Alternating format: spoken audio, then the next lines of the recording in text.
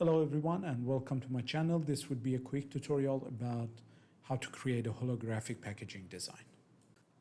In this industry, when the labels are made with a special film that creates a rainbow-like effect, they call it holographic label. For this tutorial, I have prepared a jar and a label to show how this works. My Blender version is 3.1. Okay, so for this sort of jobs, client will give you label artwork in form of PDF or AI, and you have to rasterize it to extract the different mask, unless you're using 3D softwares like IC3D that you can use a PDF directly inside the software. So I'm not going to go through that process, but if you have any question regarding that, please let me know in a comment below, and I will try to help you.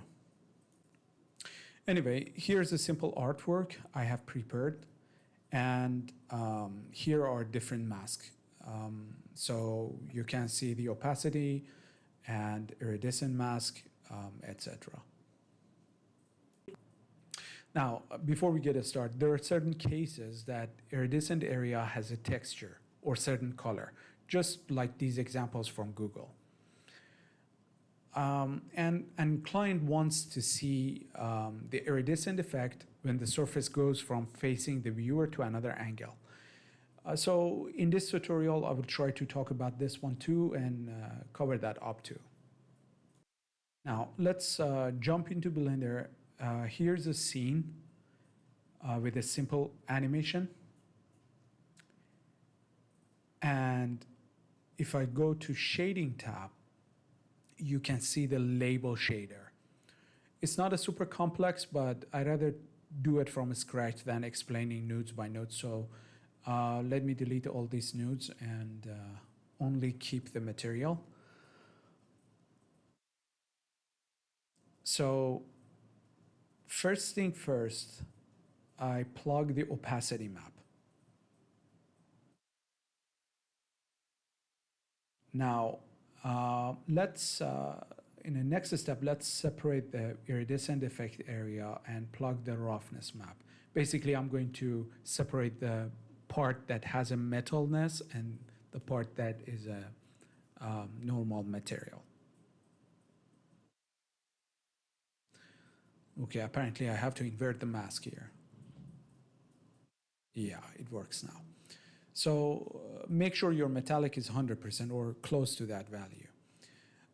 Lastly, let's separate the color of iridescent area.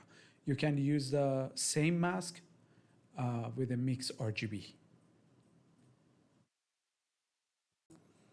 Now that we get the iridescent area separated, we create a color ramp to cover all the iridescent color spectrum. Here you go, and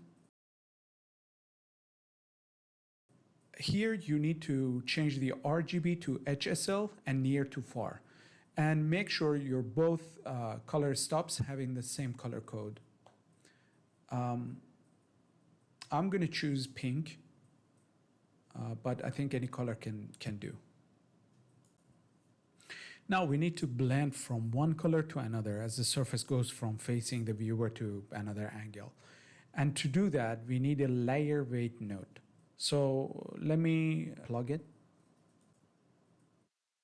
Here we go.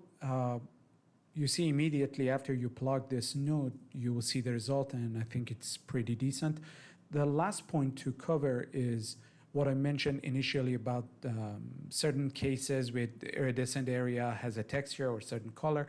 In this case, you need to duplicate the mix RGB and layer weight nodes and simply plug the layer weight nodes to factor of mix RGB. And that will control the percentage of second color. So in my case, it's a red color, but you can use texture instead. You can play with the blend value, and that's it. All right, thanks for watching, and hope this video was useful to you, and I'll see you in the next one. Cheers.